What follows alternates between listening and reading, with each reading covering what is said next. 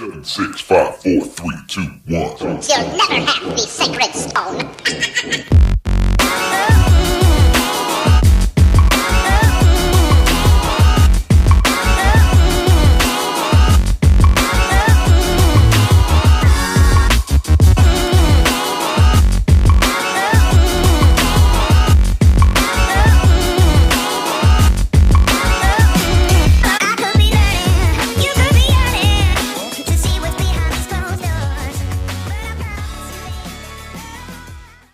All right, welcome into another edition of the Vegas Squares podcast. We are sitting here in the virtual Zoom studio, and we are fresh off of the Corrales Resorts. I think I did this last time. I don't remember what it was. The Corrales Championship. We got a winner in Harrison Swafford. I don't think any of us really had action on him, but we are back now this week with the Sanderson Farms Championship. I think I buy their chicken, if I'm not mistaken. Yep. Sure. They got cheap chicken, so They probably sell a lot of it, and they can sponsor a golf tournament. Sanderson Farms Championship at the Country Club of Jackson in Jackson, Mississippi. Another one of these probably less than star-studded events, but I think we could still find some good action. We're going to review this, preview this, and give you our picks. Myself and the Tonys, both Token and Johnson, are here. Gentlemen, Token, I'll start with you. How did it go last week, both in the Corrales Championship, and I know that you had a pretty good week in the NFL as well. Yeah, NFL was very good, went 4-1. Unfortunately, wasn't able to take over the number one spot in our podcast, but definitely improved and looking forward to hopefully you jumped both of us losers. Yeah, hopefully a decent week next week, because next week's probably going to be very tough handicapping. So for golf, 2-2 in the matchups. Took all dogs, so at least a little profit on that. Unfortunate with the burns over Zalataris this week, but looking forward to that matchup again this week. And then futures, no good, but light action on that. So, yeah, I got to say, Tony, throwing out a 78 there in the third round, I was ready to break some windows. It's amazing. It was the highest round by anybody that made a cut all week, including from Thursday through Sunday. It's remarkable. So, and a guy that, was competing to very much have a chance to win, and he was one of the top players in that field to fire a 78 there for, no reason. It was unfortunate because it was not a tough day. He just, I think his head got in the way a little bit too. I watched a little bit of it, and he really made some bad decisions on a couple of holes. So that one was unfortunate. For me, I was 2-3 in matchups, and I did eke out a profit on the prop, on the total winning score prop, which covered by a couple of shots, which was good. So I ended up betting the under 20.5 winning score. So that was okay. Had no futures, kind of like we talked about. I didn't really find anything that was actually good. So it was the first week in a while. I haven't even made a future bet, but small loss. So, can't complain there. But yeah, I think I'm looking forward to this week. I think there's some definite spots here. Already bet futures, which is good. So I like this tournament. I like this course a lot as well. This is one of my favorite events of the non-major, non-bigger type of events. So I'm looking forward to this one. Yeah, fair enough. I mean, it looks like it's a fun little stop. A lot of the players who play pretty much week to week seem to like it, and they've had nothing but good things to say. Before we get into it, obviously I want to thank the sponsors, 12 Ounce Sports and Zingo TV. You can catch us every week on Wednesdays. Obviously right now that you're watching the golf podcast at 4 p.m. on Zingo TV, replays beginning at 11 p.m. all the way every hour until the start of the first round of, this week would be the Sanderson Farms. And our NFL picks are every Saturday night at 10 p.m. Eastern, and again at Sunday morning at 10 a.m. Eastern before kickoff. You can catch our NFL picks as we battle it out, the three of us and Spike, for $100 supremacy between the four of us. All right, so other sponsors will be scrolling across the bottom of the screen. Sponsors like Wicked Cuts Jerky, DC4L Custom Tees, Pro-Am Customs, and some others that you'll see. Chai Poker is back in the mix as well. Even though they're taking their talents east, they still want to be a part of the Vegas Squares, and we are happy to definitely promote them any chance we can. All right, so let's look at this Sanderson Farms Championship. Couple things that stand out. Again, like I said, the field's not as star-studded as we would get with some of the bigger tournaments, which is to be expected. But I think we still have some very good shots to find money here. Token, what are your initial thoughts just about this tournament as a whole? I mean, kind of a weak field in perspective as top players in the world, but kind of evenly matched top to bottom compared to some of these other events where you have those top players in the world. So you might be able to find a decent diamond in the rough. Yeah, fair enough. Well, we're going to jump right into it here, as we do every week here from the Country Club of Jackson. The man, the myth, the legend, Tony Johnson, gives us an outline of this course and as it pertains to helping us find some winning plays. I really love this course. It's one of those that's really a gem that doesn't get a lot of talk for the most part. It's usually a one-off event played during the British Open or played during something else. But the last 2 seasons they've been by themselves. So I think it's really nice to see. And because of this, you've seen the field not only get a little bit better, but I think this course gets into the limelight a little bit more. And I think it's a wonderful, wonderful track. So stock par 72 here, 7,461 yards. One of the things that we'll notice as we watch this week is that while it is stock in a lot of ways, the 4 par 5s out there are quite difficult. And in fact, only 2 or 3 years ago, they played, I think, the second or third hardest group of par 5s on the tour that year. And, while this year the weather will not really have much of an effect, it was a little bit windier that season, I do think they're still going to play very, very difficult. And one of the reasons why is that they've decided to quicken the greens this year. This was a decision made by both staff on site and with the PGA Tour's blessing that they wanted to actually make these greens a lot faster. So these are champion Bermuda grass greens, which we've talked about before, which tend to be about the hardest to putt on, and a type of grass that you really need to have some sort of history with or have grown up with or have an idea. Because if you have not putt on the grain like this, it gets really, really grainy. It grows really fast throughout the day. It can be difficult. And they're going to run these at 13.5 in the stimp meter. To give you some idea, it's about 12 for the most previous seasons.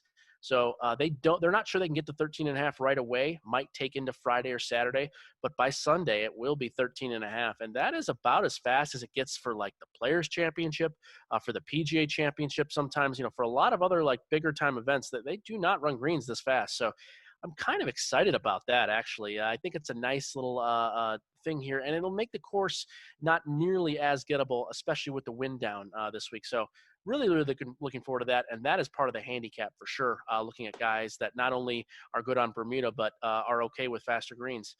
So the greens themselves, 6,200 square feet, so about normalish size on tour. Designed similarly, I would say. It's a relatively unknown designer, but it follows in the Donald Ross kind of style of courses. A lot of runoffs off of these greens, greens that are raised from off the fairway, a lot of false fronts, things along those lines. So I was also kind of intrigued by finding guys that had done better on like Donald Ross type courses, and then looking through past winners, guys like Ryan Armour and Cameron Champ that have multiple wins on Donald Ross courses throughout their Korn Ferry and PGA Tour careers. It was really interesting to see. I do think there's some sort of connection there, so I thought that was kind of fun. Bermuda rough will only be about 2 inches, so it's not too bad missing the fairways out here. Fairways about average width throughout the tour, so again, I think it's a relatively unspecific player that we're looking for. I don't think we're looking specifically for one skill set over the other, but really just guys that are comfortable on Bermuda grass, comfortable on it being a little bit faster, and generally people in the South. Like I did try to find people from Alabama, from Mississippi, that area where they might actually have that down home sort of comfort level that you get at places like this. Wow, in depth, I tell you. I wanted to touch on something in the intro. I kind of forgot about it, but I want to bring it back up. Token, you talked about, the Zalatoris effect on how we were kind of on a stock fade on him. I don't want to put too much stock into 2 weeks, but it looks like this guy who has just been rising up the Korn Ferry really looks like, as long as the field is not littered with Rory McIlroys, Jon Rahms, Dustin Johnsons, it looks like we have an up-and-coming guy who could each week get better to maybe eventually challenge those guys. I won't lie. I didn't watch a ton of the tournament last weekend, but what I did watch, I really watched Zalatoris. We all thought he would maybe miss the cut or fall off or, anywhere from, even finishing outside the tee of the top 20. But really, I mean, he even after self-admitting that he was gassed after Wingfoot, still put together a T8, and I'm a little impressed by that, despite the fact that we lost some bets being fading him. But I got to say, I'm a little impressed by this guy and just what he's been able to put together over the last 13 months. Minus the stoppage. And the thing people don't think about with the Corn Ferry, they think it's like a AAA kind of thing. Yeah, they think it's a lower end thing. No, those guys are very, very talented. I mean, look at it right now. I mean, Sneerions is on it consistently. I mean, you got some tour players that maybe falling off the map or need a little shot shaping or a change of pace. They go play on it. I mean, even this week we got Sang Moon Bay playing on there. So, yeah, remember that name, Sang Moon Bay. What do you think? What do you attribute to Zal? I mean, is this a flash in the pan, Tony, with Will Zalatoris, or I mean, are we seeing the next up and coming guy that could be the splash, the Xander Schauffele, the Token's boyfriend Abraham Answer? Well, your boyfriend Schauffele, but I mean, are we seeing a guy are we seeing a name that we're going to hear quite frequently on the PGA Tour over the next? Wow, that's a great question. It really is. It's a question I think that you're going to get a lot of varied answers for people that follow golf, because it's really very, very difficult to diagnose. I don't think this is a situation where it's like Colin Morikawa, right? It feels much more can't miss than anything else, or another player that we really have a pretty good idea that is not going to ever compete at that level. But this one, I really think to borrow a token phrase here from past use, it could really go either way. I really don't have a strong opinion on either side. They did a long interview with him after the U.S. Open about all the things he's changed in his golf game, what he does, and he's at an instruction golf school out in the Carolinas somewhere. I can't really remember exactly. And they followed a very, very close guideline and regimen, mostly health and fitness based for the first year or so. They didn't even really touch the golf swing. And he got a lot more fit and a lot more mentally acute, is what they said. He's a very, very tough guy on the golf course. They worked on his mental game. He still sees a psychologist on a weekly basis, but it was more often than that before, because they thought that was where the game should be built. It's really kind of a fascinating interview, and it was really interesting, especially I come from that type of area a little bit from past work. So I really thought it was kind of fun. And, he works his ass off more than, a lot of these other guys out there. And a lot of these guys are working very hard, but he's a complete grinder. So, yeah, I mean, I think it's certainly possible, Aaron. Certainly possible. He could be, one of the great players of this generation. But, only time will tell. And he has been playing extremely well over the last, 5-6 months. But can he keep this up, on a consistent basis, throughout time? Because there's always going to be lulls. There's always going to be times where your game is struggling. And as you said, he made the cut on the number. So we weren't that far off. He made the cut on the number this last week, but still finished in the top 10. And that's when you find guys like our said boyfriends that do that stuff all the time, on the regular tour.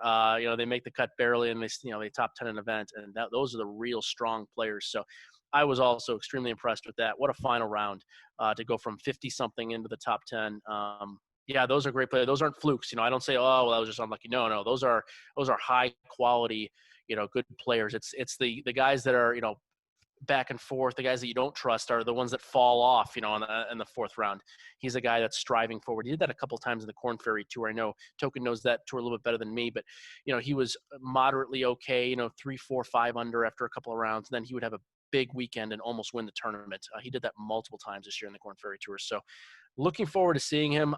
I'm holding out hope that he can compete at this level. I don't think he's there yet. I do think that there are spots in his game that need to improve drastically, especially around the greens. But Victor Hovland has those same issues and a few others, and they are correctable. They're correctable. So I'm positively believe that he can compete there, but he still has a long way to go. All right, maybe an easy answer here to this question, but who do you think we'll be hearing more of in the next 18 months, Zalatoris or Scotty Scheffler? Who's the favorite in this tournament? I would say Zalatoris, in my opinion, just because he's more up and coming.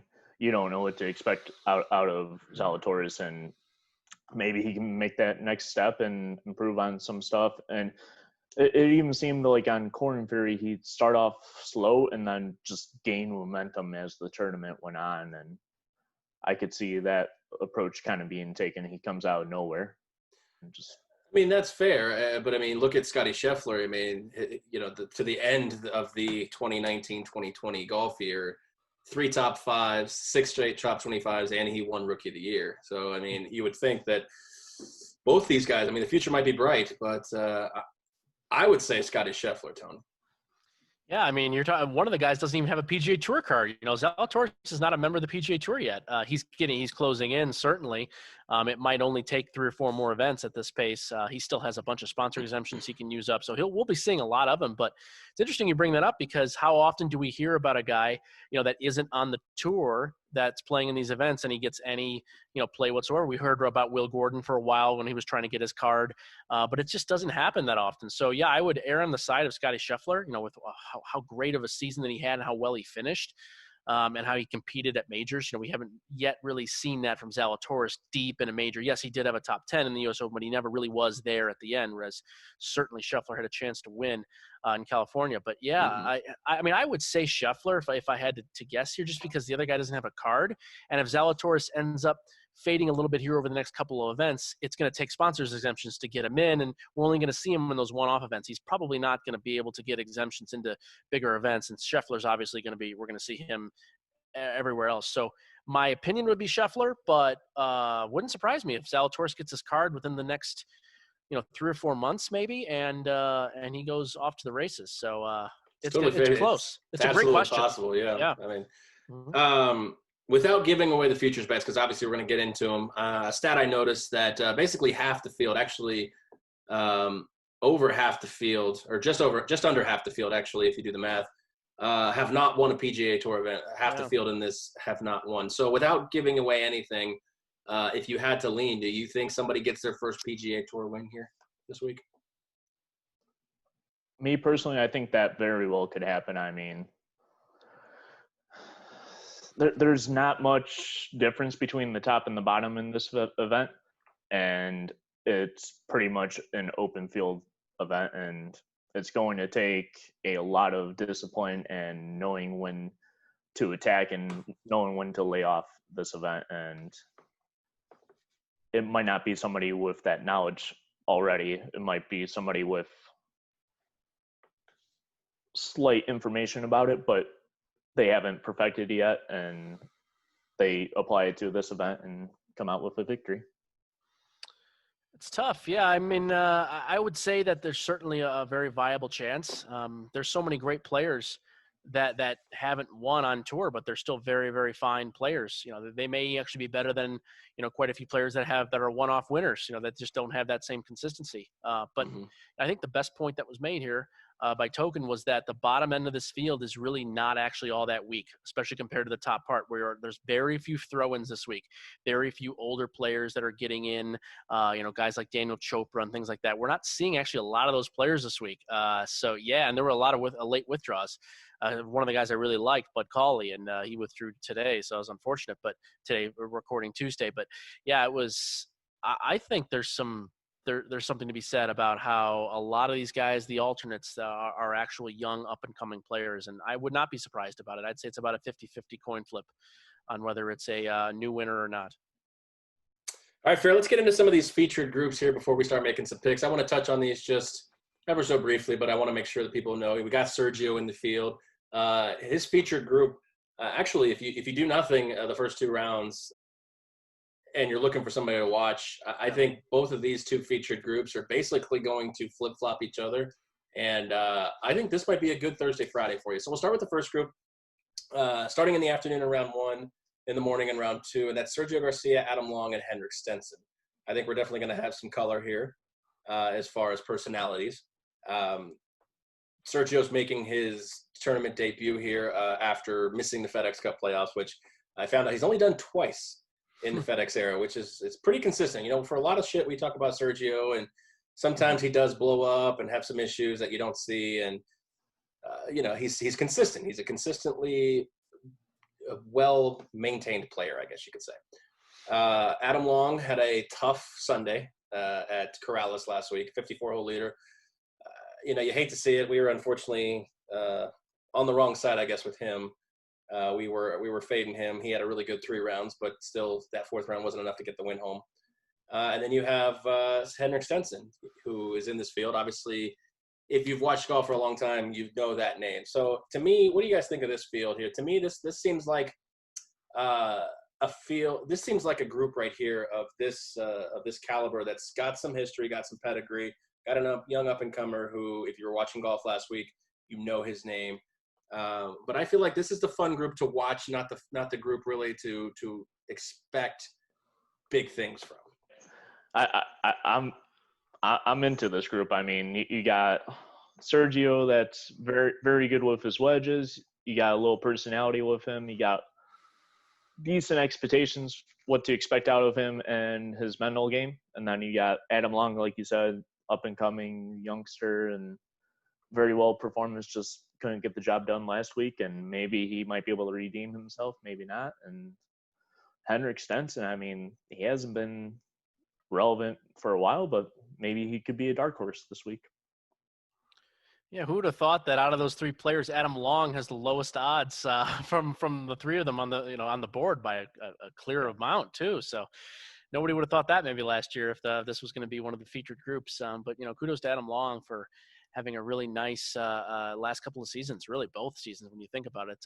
Certainly he's been very close a few different times, and he's a fantastic player. I know he won a couple of years ago in one of these smaller one-off events, but yeah, I mean, a really strong player.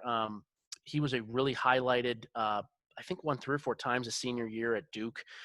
He was a great college golfer. I don't know if he ever won the NCAA individual, but I don't think he player. did, but he came close, I'm pretty sure. Gotcha. Okay, yeah, good to know.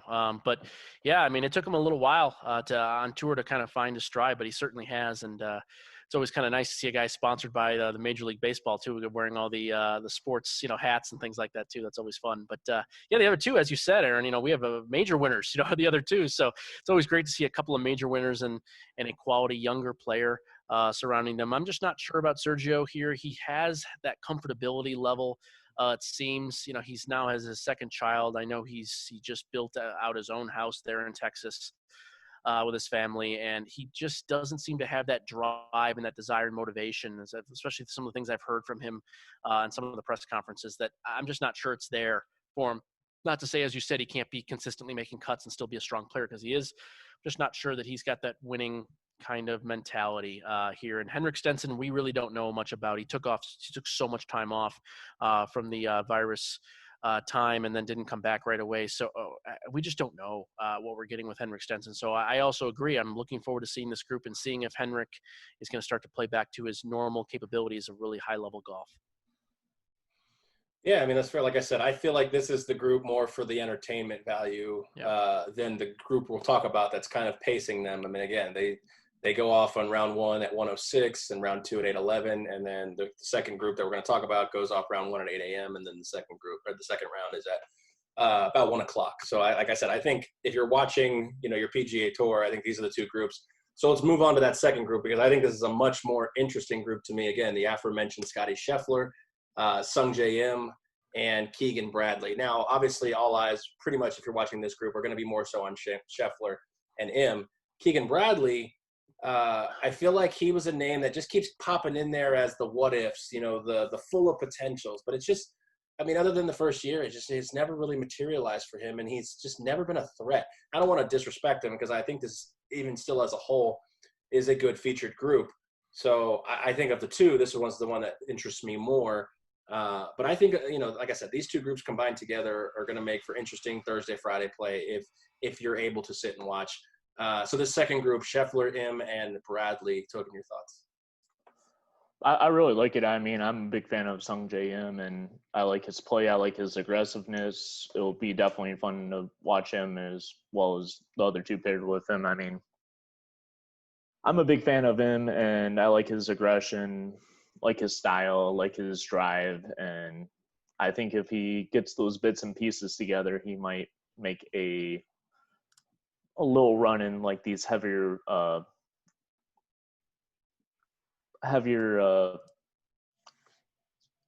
tougher fields and all that. So could you take his that backswing that slowly back and still hit the ball well, Tokens? I don't know if I could do that.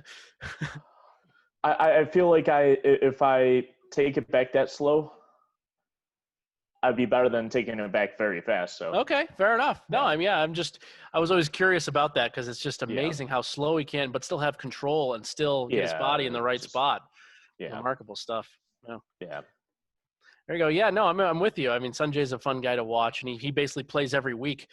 Still living out of his suitcase, basically hasn't bought a place, hasn't got any roots anywhere really in the United States. I know he's talked about doing that for a little while now, but hasn't chosen a spot. He wants to choose carefully where he's going to play and practice out of, even though he's really never going to be practicing there anyway because he plays every week. But Sanjay's great. I mean, we'll see how long he can do this for. I mean, it's been about 2 or 3 years now where he's playing almost every week that he can, and that's hard to do to keep up, but he's the only guy that I can remember that has been able to do this and do it successfully. And he's making, he's getting the tour championships. So much respect for Sanjay M. He is a fun guy to watch. And I mean, Scotty Scheffler, we talked about him earlier.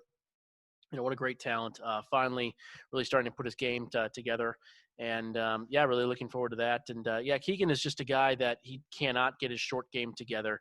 He's just struggled with the putter even well before they changed the anchoring ban. I mean, he was still not a great putter even while anchoring it.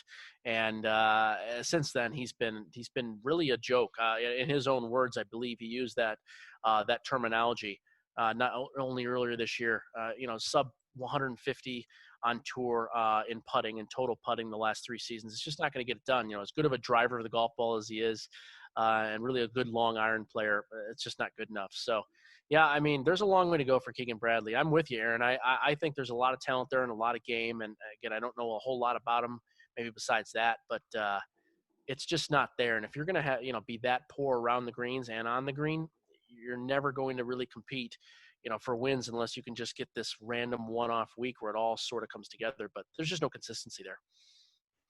Yeah, I mean, 216th in shot around the green and putting, and it's just ranked 216th in putting and 150th around the green. You're right. That's not going to do it. But I'll tell you what, though, I don't want to shit on him too bad. $25 million in career earnings, not too shabby. And a major winner, absolutely. And he won a major in 2011, the PGA. Yeah, that's when everything kind of was at the start of the, but we don't know it was the peak for him. Yeah. So, all right, let's get into some betting here. Again, those featured groups, if you're watching on Thursday and Friday, that's what I recommend. And I'm pretty sure that's what the PGA is going to pretty much give you anyway. So. All right, it's betting time. We are into the futures. I liked the way we've done it the last couple. We're going to split this into 2 groups instead of 3. Basically, cool. We're going to go double digit, triple digit. So anybody in the double digits, the favorite, again, we talked about it, Scotty Scheffler, 10-1. Again, these lines provided by William Hill, Nevada. You may find them differently somewhere else, but this is what we're using at the time of the recording. And let's go Scheffler 10-1. To Wise. Forgot the first name on that. Aaron Wise. Aaron, yes. Yeah. Mm-hmm. Aaron Wise at 90-1 token. Find me a double-digit guy that I can pick out this week and maybe put some cheese on. I've got one that I've liked that I haven't taken to the window yet is Corey Connors. Kind of like him at the 35-1 value. About the only guy I'm interested in within the 50 and below odds to 1. I like his style. I mean, he's pretty decent with the long irons and all that. You expect what you get out of him pretty much. He should easily make the cut and has a chance to make the run towards the end. So, and then moving on down, I got 2 more. Just the typical cap to Charlie Hoffman, though. I just don't believe the course fits his style, and especially on the Bermuda putting surface for him. So tip of the cap to the fact that he's going to suck this week. Is that what you're saying? No. It's one that I kind of like, but it's one that I probably won't take to the window at least before the tournament. And then lastly, we got Adam Schenk. Actually went down in value from last week, and last week's performance was pretty good. I mean, this week I was able to catch him at 90. I know in some spots he was even closer to 120, if I'm not mistaken, but I'm fine with 90 with him. Very solid play, very good with scrambling around the green. So there you go. Yeah, I had him. That was the biggest matchup that I had won last week was Denny McCarthy over Adam Shank, and needed that one all the way to the end. It was close. I think he only beat him by a shot or two, but they both looked pretty good. And that kind of goes right into what I'm doing here is my only bet in this range is Denny McCarthy. Thought about taking him last week at 35. I know we talked about that on the podcast. This week we found him at 80-1 out here at one of the books in Las Vegas. So he's 70-1 currently, I believe, at William Hill here. But even so at 70, I mean, this is a really good number here for Denny. He came in at 65 on my own formula. And I mean, I've liked what we've seen all the way back into Sedgefield when he really started to put everything together a month and a half ago or so. And this course ends up very, very similar to Sedgefield in a lot of the metrics that you can look at here, especially in the Champion Bermuda grass metric, which I think is really important. It's the best grass that Denny putts on. He's already a great putter, but I think he's best here at this spot, and his ball striking has been phenomenal the last 4 or 5 weeks. So I'm going to go ahead and ride it all the way through here, especially at 80-1, and a field that's a little bit better than last week, but certainly not head and shoulders better. Not from 35-1 to 80-1, and he had a nice week too, just like Adam Shanks. So I like him there. For the tip of the cap spots, I guess I would go with Dylan Fratelli, and I'm just going to lead with that because he's going to come into play a little bit later on when we talk about some of the other stuff. But Dylan Fratelli at 35-1, I think, here at William Hill. He can be found at 40. A couple other places. I'm not quite sure that's good enough for me. And my number came in at 40 exactly, but I really like him, especially at this spot. He's played actually really well here, and he fits well on courses where the par fives are difficult. It sounds kind of weird. It's one of those sort of odd sort of things to find, but I was looking at the hardest par fives that these guys play on the regular tour, and Dylan Fratelli is third. He was third last year, and he was in the top 25 the year before on scoring on the top 5 hardest par fives these guys normally play. So I think that's just attributed to how good he is at positioning the ball, great around the greens. He doesn't make bogeys on these holes ever, and always going to give himself some decent birdie chances for the most part, and a very rare 3-putter. So Dylan Fratelli doesn't do anything well, nothing flashy, nothing like that, but he's a great all-around player, and I think a course that will fit him extremely well here. All right, fair enough. Let's move into the triple-digit territory, starting off with Bo Hostler at 100-1 and beyond the rest. The worst odds really are only at 200-1, like you said, as a testament to how the top of the field isn't quite so separated as the bottom of the field here. So, Token, find me a triple-digit guy to degen some money on. I've got a few on this radar, and some I've already bet, and my biggest foul of this week so far is Pat Kazire at 150-1. We're going again with Pat and Kazire. Pratt and Patton. Yeah, I mean, pretty solid performance last week. I think this course actually fits him a little better compared to the rest of the field. And at 150-1, that's very good value in my opinion. Next guy that's on the radar that I have already bet was Nate Lashley. He's only 100-1 now on William Hill, but I scooped him at 150-1. So oh, nice. I did my research a little early, and it paid off so far. Beautiful. Yeah, I don't think I bet enough to move at 50 points. but you have a much better number. That's great. Yeah. Someone might have, yeah. Maybe not you, but someone might have. Yeah, I mean, still a decent performance from him last week. What was he? It was 4th. Yeah, it was well. 3rd, but. Yep. And then last guy I bet was Jim Herman at 150-1. Mm-hmm. Very good number on him. He definitely plays the Bermuda courses very well, so definitely going to look for him this week. And then I let Christine do a random pick this week, and she bet Will Gordon at 125-1. So nice. Gotcha. Yeah, we'd like to see Will play well again. He's been off the last seemingly month or two, but it'd be nice to see him back because he's a fun player to watch too. A good personality. Absolutely. Yeah. No, I don't hate the pick at all there. But yeah, I'm with you, Token. I found some other spots too, sprinkled in a little bit. Don't have that nice 150 to 100 move. That's a great spot there. But did have a couple that are already moved. I'll bite a little bit. But yeah, I think this is the area here this week that I found something, or at least I think that there's something quite good. So yeah, I'll start out with Tom Hoagie at 125-1. Guy that stood in the face, of Tiger Woods not too long ago in a major and beat him badly on a spot where Tiger was playing, quite well. He relishes big moments. He's not afraid to go really, really low. And I'm surprised that Tom has not won out here yet. He is a really, really strong player, good all-around game. If anything happens, it can be his short game that will be his kryptonite. But again, he's a guy that grew up on Bermuda grass, still lives in Texas, and I'm not sure how much he's playing on the Bermuda nowadays, but I know he grew up on his home course. That's Champion Bermuda. So I like Tom in these spots here at 125-1. And, here's an ode back to Token a little bit. Another Corn Ferry guy using his first of 4 sponsor exemptions, but Davis Riley at 150-1. I know he's down to 125 now. Here, and that's he's not actually on William Hill, Las Vegas. I'm not quite sure why he didn't make the list there, but Davis Riley, close number 2 to Will Zalatoris on the Corn Ferry Tour this year. 2 wins out there, and competed close in a couple other spots. He came very close to winning his 3rd event a couple of different times where he'd get his automatic PGA Tour card. But Davis is a great player. I think we're going to see him just like Zalatoris here as the years go on. Justin Thomas played with him, I believe, at Alabama. They had 1 year of overlap in school there, and Justin Thomas only says great things about him.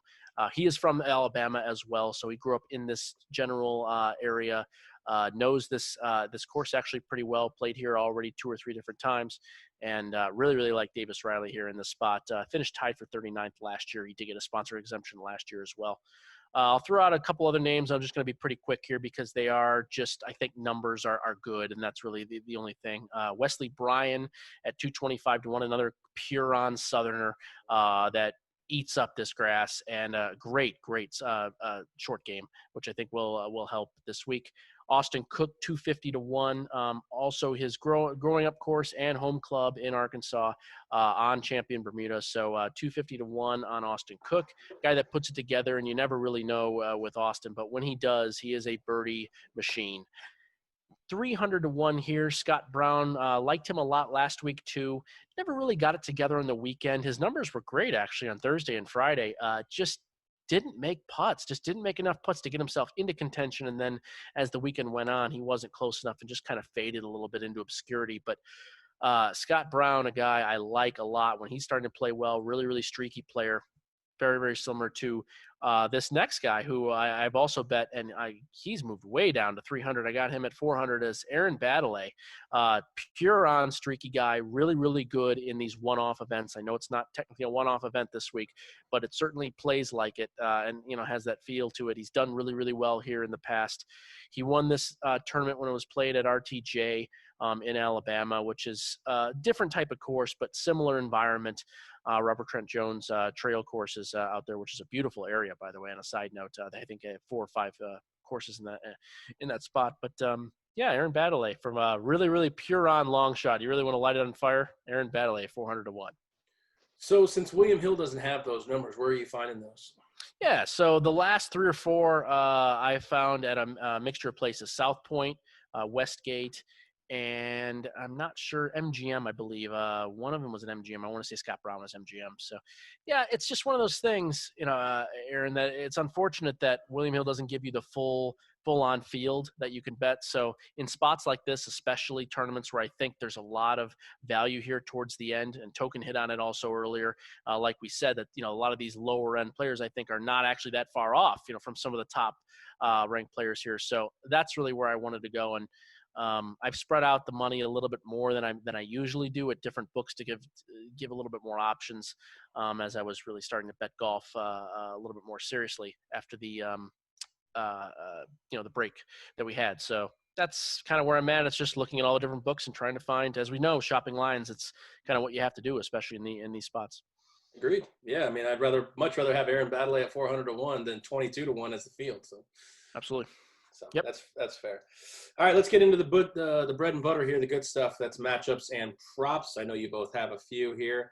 So, Tony, let's go ahead and start with matchups. I know you also are the one to have props, so let's just give it all here. Will do, absolutely. So 3 matchups this week. Have already bet all of them, actually. And it's just going to coincide with a lot of what I think about with the futures. Denny McCarthy over Carlos Ortiz plus 105. I'm actually a pretty big Carlos Ortiz fan in general. Really solid, strong player, but plus 105 on Denny McCarthy when he's playing this well, and of course it fits him really, really beautifully. I'm going to take that all day. That's probably my favorite one out of these three. And the next two are Dylan Fratelli based, as we talked about before. So first one, Dylan Fratelli over Corey Connors. I know that Token had mentioned he was on Corey this week. I didn't like what we saw from Corey last week, for sure. Not only was his putting poor, but his mid-iron ball striking was terrible. He missed a lot of greens, and if that's not on, I don't even know what to do with Corey Connors because he is the leader and king of Team No Putt. So while that can be okay, certainly in some spots, and if he gets it together, Corey, as we know, he can go low. I'm going to take Dylan Fratelli in a spot like this. I really like him on this course. His history's great. He's been playing well. He just had a couple of weeks off. I really like that. And then Fratelli over Emiliano Grillo. Grillo, always one of my guys, as we know, but Fratelli minus 120 over Grillo over at Westgate, I think is very, very viable. So I'm going to go with that one. Those are the three that we have. Also decided I've sprinkled a little bit on an offshore site as well, just kind of for some props and for some of these other spots. They feature a lot of top 10 spots. So I'll just go quickly here just because I know not a lot of people have this sort of option. But it's just guys that, we've talked about. So Dylan Fratelli actually came in at 4.5 to 1 to top 10. So we have him at 4.5 to 1. We've got Denny McCarthy at 7 to 1 for a top 10. Tom Hoagie at 12 to 1. Davis Riley at 15 to 1. And then Scott Brown at a cool 35 to 1, which I don't know why he was that high, but yeah, really happy with that one. Those are the 5 top 10s that I have. Nice. I've actually got a lot of matchups this week. I've got 6 of them to run down, so I'll do this pretty quick. Wow, nice. We're going to start out with Pat Perez over Lucas Glover at minus 110. Moving on down, we got Adam Schenk over Christopher Ventura. Probably one of my favorite matchups of this week, and at plus 105. I'm going to ride Burns again this week over Zalatoris. I found him at plus 145 on William Hill yesterday. It's down to 135, but I mean, still, that's Tokens moving lines again. Yes. I guess so. Yeah. The big cheese. Next one, just because I have no faith in Henrik Stenson this week, I'm going to take Hoffman over Henrik Stenson at even money, especially. I mean, I'm a big fan of Charlie. Who doesn't like the local Las Vegas guy? Swedish people, maybe, because of this wager. Okay. Emiliano Grillo over Cameron Davis at minus 120. Cameron Davis doesn't like Charlie Hoffman. Yeah. And then we got the last one. We got Adam Long over Sebastian Munoz at minus 105. The defending champion. You're betting against the defending champion. Yep. That's your rule. You're the stock fade defending champion. I know. He stole my thunder. Good for you, Token. All right. And speaking of Token, the line mover, the big cheese, Mr. Slap It Down on the counter. He's got some daily fantasy for us. He's been performing well. The U.S. Open didn't go well, but so far the lineups have done pretty decently. I've been playing them in the head-to-head matchups, and they've been winning, except for that U.S. Open one. Let's get some DFS here, my friend. I am waiting on bated breath for my next victory. Yeah, so we're going to start out from top again, like always. We got Adam Long. We're going to tail him this week. I expect good things out of him. Easily to make the cut. For sure, top 20 this week. Even if he does fade apart again, but I don't see that happening. I think he kind of starts a little sluggish at worst, but then picks it up kind of like a Zalatoris kind of play. So for him at $35 of a $200 budget, I'm on him. We got Pat Perez next. Should easily make the cut. Very consistent with his putting as well for $33.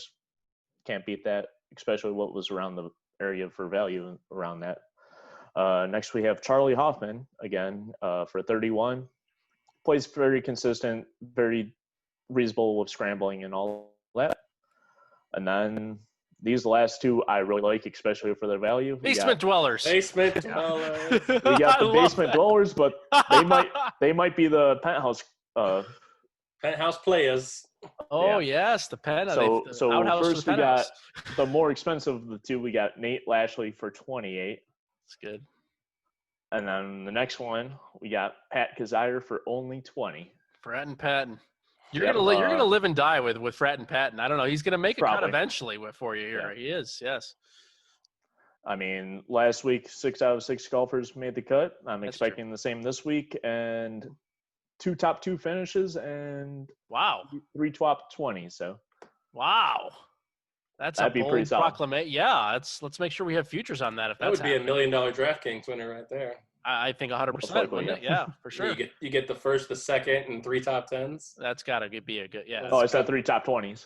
No, 3 top 20s. That's still probably in a good contention. That's enough. Yeah, I think that's enough to get there. Yeah, for sure. Yeah, especially leaving so much bank on the table still. I mean, $200 balance, and I think it was like 52 remaining.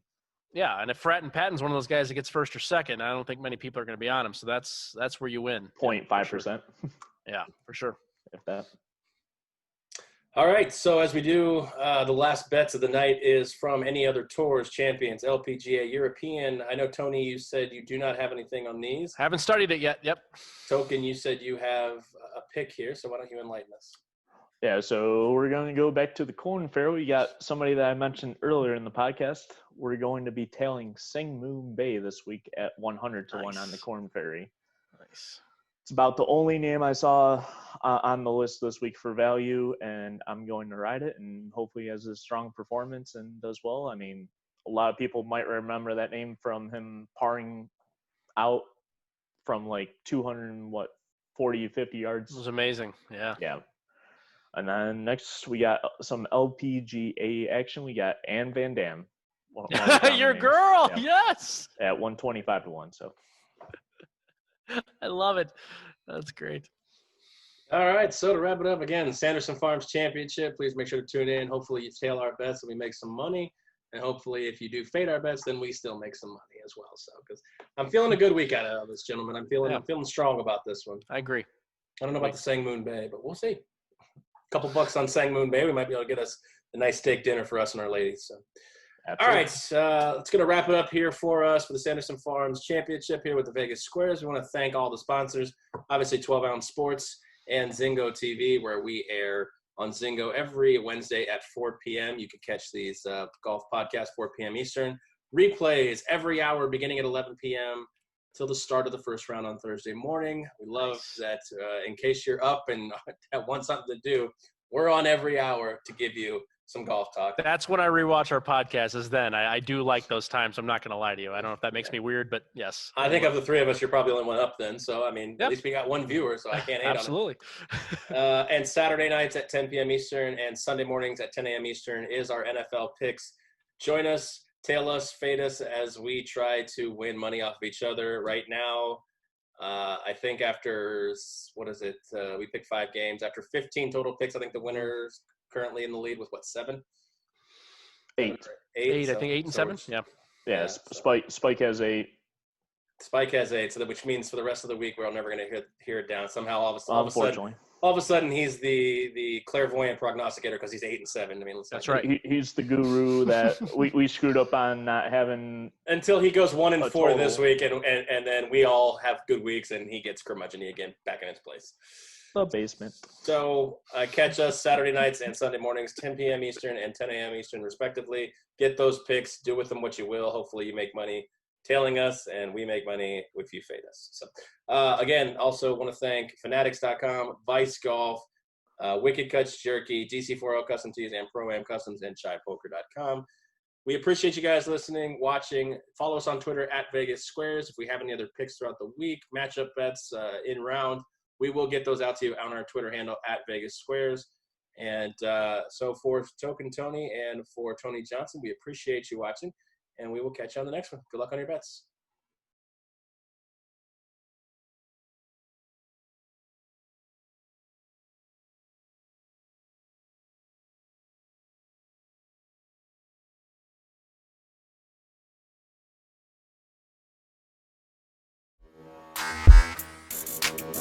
Uh-huh.